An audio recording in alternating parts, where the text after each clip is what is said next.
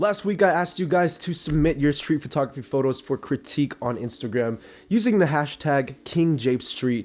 And man, there was an overwhelming amount of submissions. I think there were over about 800 submissions total. And so this morning I woke up and I was like, damn, I gotta go through them. And I picked out 10 at random. And the way I picked them out was just to simply go through them and just hit 10 different thumbnails. And those are the pictures that are gonna be critiqued today. Now, first and foremost, I wanna say thank you to everyone who submitted. There were some really talented people out there and great photographs that were submitted. But unfortunately, folks, we won't be able to cover all 800 photographs today. So if your photo did not get selected for this video, please do not feel discouraged. We're gonna be doing a lot more of these street photography critiques, and I'm thinking about doing them every 2 weeks. So stay tuned and we will have more of these out. So without further ado, you guys, let's jump into the street photography critique. Now, the first photograph here is from Instagram user LintheKing. Now, it's a black and white photograph, and you guys can see that there's this nice pathway zigging across through the frame, and then there's a tree at the top left-hand corner of the screen. Now, instantly, the first thing I think of with this photograph are leading lines. So, great job, LintheKing, with using that leading line and allowing our eyes to be kind of dragged all across the frame with that Z kind of formation. Now, one thing that I would add is that you use the leading line correctly as well, because the tree at the very end of it is the payoff. Now, what is a payoff to a leading line? Well, the payoff is essentially where your eyes will end. So after your eyes are being dragged through the entire frame by that leading line, at the very end of it, you're going to have something there, which is the payoff. It's the payoff that your eyes took to get to that destination. And you use that tree as the payoff. Now, compositionally, I think you did a great job with this photograph. But LintheKing, there is a lot of traffic going on here. Now, one thing that I probably would have done is I probably would have waited a little bit and tried to get as least amount of people on that pathway as possible. Maybe if it were even just those 3 people on the right side of the frame, that would be good as well. But just because there's a lot of traffic here, it almost looks like we're just capturing a scene and rather subjects and selecting that subject. So LintheKing, man, great job overall with the composition. I love what you did here. I would say maybe just wait a little bit, take more photographs and see how many people would leave and try to isolate a couple of people on that pathway. The next Instagram user is from BoozIdea. So really quick, it's street vendor in Chinatown is what you caption this photograph, and I love the way the tones look in this photograph. Looks a lot like film, and I'm pretty sure it is film. It says Kodak Gold here.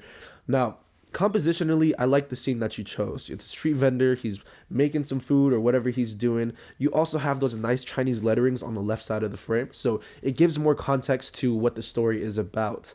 Now, one thing that I would have done was probably taken my point of view from the camera a little bit lower. This photograph looks like you had the camera up to your face and you took it eye level. And there's nothing wrong with taking photographs eye level, but if you were to bring it down a little bit and maybe use those bowls and that plastic bottle as a foreground and had the gentleman's head peeking up, you could have easily gotten him maybe looking at you or giving you like a smirk face.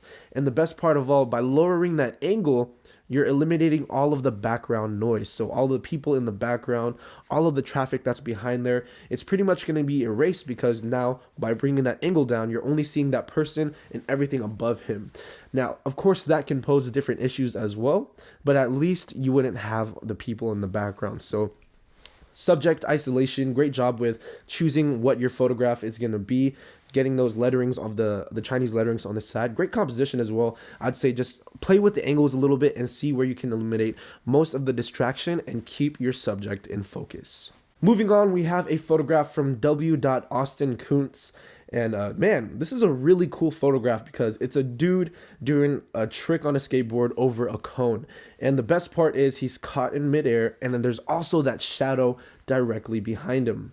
Now, obviously, when looking at this photograph and assessing it for a while, you see that there's somebody there who's trying to take a photograph of the dude or doing the trick. And also, if you look at the very right side of the frame, there's another guy there who looks like he's walking or skating into the frame. It looks like a shadow. Now, great job with selecting the scene. I love the backdrop of the army, generals in the background. But what I would say is I would try to get a little bit closer. if you look at the very top of the frame there, you see that line that separates the building and the sky.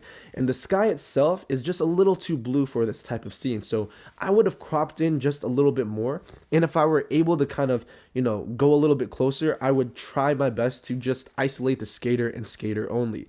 Now, it seems like isolation is one of the things that are common in today's street photography critique. So a simple way to get more isolated with your subject is to get closer and to focus on them and try to cancel out everything around them. So WAustin Koontz, man, great job with selecting the photograph and capturing the moment. I understand that this could have probably been just like a split-second thing, but nonetheless, man, amazing job with this photograph. Get a little bit closer and isolate that subject.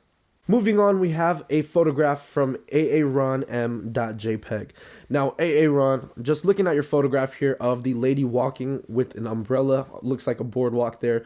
Really cool photograph. Gives me this kind of dark, winter, rainy type of feel, and I'm really into that, especially if it's on black and white film. Now, the first thing that I'd have to say is that the way you caught her in stride is a little awkward. I love the composition and everything that you chose, but I would say that if you were to catch her mid-stride and having her legs kind of making a triangle, similar to what that little sign on the right there is doing, that's going to add more geometry into your photograph. So by creating a little bit more geometry, you're going to have more interesting things to look at. Also, just her holding that umbrella up is already really, really cool. So, composition, I like it spot on. I wouldn't change anything about it. Maybe I would have gotten a little bit lower, but the only thing that I would say, Aaron, for your image is to probably just wait a little bit and try to practice catching her in stride to where both legs are kind of making that V formation. I don't know if you guys could tell, but I have a cold, man, so sorry if I sound a little stuffy.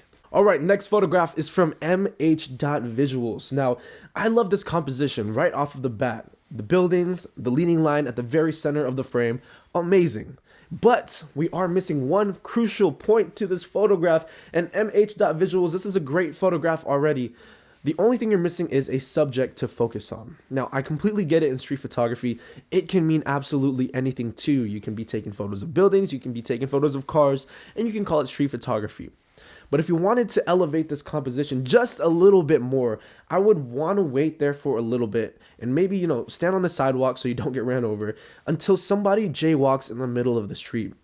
Somebody jaywalking in the middle of the street is going to allow you to capture them dead center of the frame and still have all of that detail around them. So little person, big buildings, it adds kind of a scale to your photograph. So MH.Visuals, man, great composition, great everything. Just wait a little bit longer for a subject. All right, moving on. Next photograph is from Sol.Lux.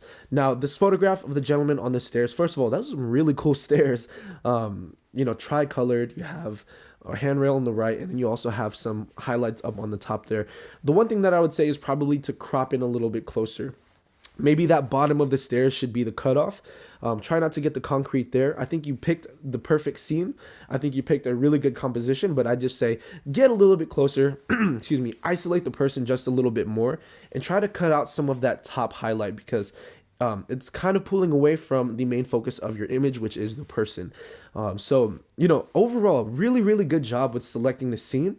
Again, just try to get some of those distractions out of your frame so that you can have the viewer's attention focused solely on the subject. So again, it's subject isolation to it. And overall, man, Sol.Lux, great photograph. Get a little bit closer. All right, next photograph is from Right Foot Forward. Now, when I seen this photograph, I was kind of just sitting there thinking like, damn, man, this is a really good picture. You captured these two gentlemen wearing different colored suits. Obviously they're two different people, two different hair colors, but they look very similar. There's a connection there. There's a duality.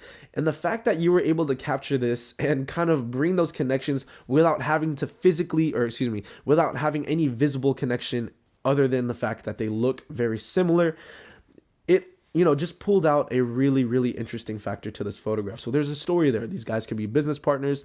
They could be FBI agents for all we know. I mean, amazing capture.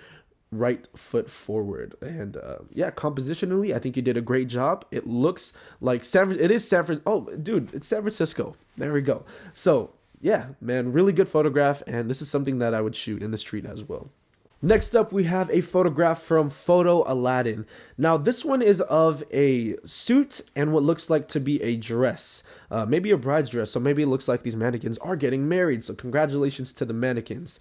Now, first and foremost, the lighting is epic. Really, really good lighting, selective lighting. I can see that the background there is kind of it's pretty much dark, and there looks like to be a couple of lights back there. Now, the one thing that I would say is those lights are just a little distracting. So I don't know if this was shot on film or digital, but I would try to maybe darken out those lights in the background. And then on the right side of the frame there's a little patch of light. And that little patch of light, I didn't really notice it at first, but after looking at the photograph for a while, you you get a little peek of it. With this photograph, I would say just look at the edges of the frame or just analyze the photograph in the camera and see what inside of that frame is distracting and try to eliminate that as best as possible. But I love the selective lighting. I love the scene that you chose.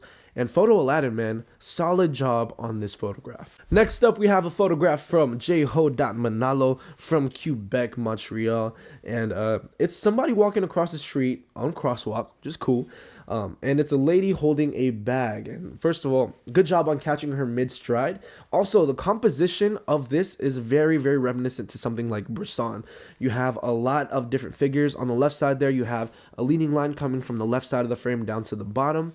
You have that leading line of the crosswalk going all the way across the frame from left to right or right to left. And then also on the background there, you have another leading line that kind of caps out where the street is. And the only thing that I'd say this photograph is probably missing is a lower composition. And the reason why is because Jho Manalo, I think you did a great job again, fantastic job with putting the camera to your face, composing, and then taking the photograph within that split second. But if you look at the top half of the frame, there's a little bit of distraction there with it looks like a sign or some type of like mailing post box. I would say bring that down a little bit and tilt your camera down just slightly to cancel out any of the distractions on the top. Jho Manalo, you've been killing it lately, man. So great photograph with this one. Look around the frame, especially at the top there, and try to cancel out as much as possible. Next photograph is from Javi the Giant from downtown Los Angeles. Now, the light again in this photograph is insane. And it looks like you took this photograph across the street. Now, the one thing that I would say is if you look at the very last subject, the girl right at the edge of that tunnel, it almost looks as if she's isolated. So something that I would probably do here is, I don't know if you noticed it, but on the left side of the frame, there's a building there that's hidden in shadow. I would probably completely, push that out of the frame. Instead, I would take this shot vertically. I would get a little bit closer and I would focus on that parking garage and somebody walking through, because that parking garage has some really insane light. And also maybe even just focusing on that entrance to that parking garage and utilizing that as your composition. I think that would be a really, really good photograph. So Javi the Giant, I see the vision here. I see what you're going for, and I think you did a great job in capturing it across the street, because I'm pretty sure, again, street photographs, they always come in split seconds, so you have to take that photograph. But, personally for me, I would have spent that time, gotten a little bit closer, and worked out that parking garage. But nonetheless, Javi the Giant, you killed it with this photograph. Great job, man. Alright, you guys, so that seems to wrap it up for this street photography critique. Now, I want to talk a little bit before we go about some of the things we were discussing in this one, and that was pretty much isolating your subjects, looking around the frame for distractions, and also using selective lighting. Now, I want to start off with isolating subjects. An easy way to isolate your subject is to simply get closer to the subject itself, and when you get closer, play around with your camera angles, get lower, get higher, move left and right, side to side. By adjusting your perspective and adjusting your angle, you can get different looks to what a simple photograph might look like. And also, eliminating distractions around your frame. It's the same thing as portrait photography. If you're taking a photo of somebody, you don't want a pole sticking out of their head. So again, adjusting that perspective, you'll be able to essentially pull out the distractions and mainly isolate your subject just a little bit more. And last but not least, selective lighting. Shooting in selective lighting is really fun, and the best way to do that is to go when the light is just right. And it depends on what you like to shoot. Personally, for me, I like golden hour, and I also like cloudy weather. But anytime that light looks dramatic or there's long shadows, definitely take advantage of that. So folks, thank you guys for tuning into another street photography critique. My goal with these videos is for everybody to build a community here, and we can all kind of learn together from these street photography critiques. I don't claim that I'm an expert whatsoever, but I do feel that I am very passionate about street photography, and I just really appreciate all of the support you guys have been giving me for this channel, man. So thank you guys for tuning in. If you guys want to see more or be entered into the next street photography critique, hit that subscribe button down below and drop a like on this video for more of these videos. So thank you guys again, and as always, Minolta gang. Whew.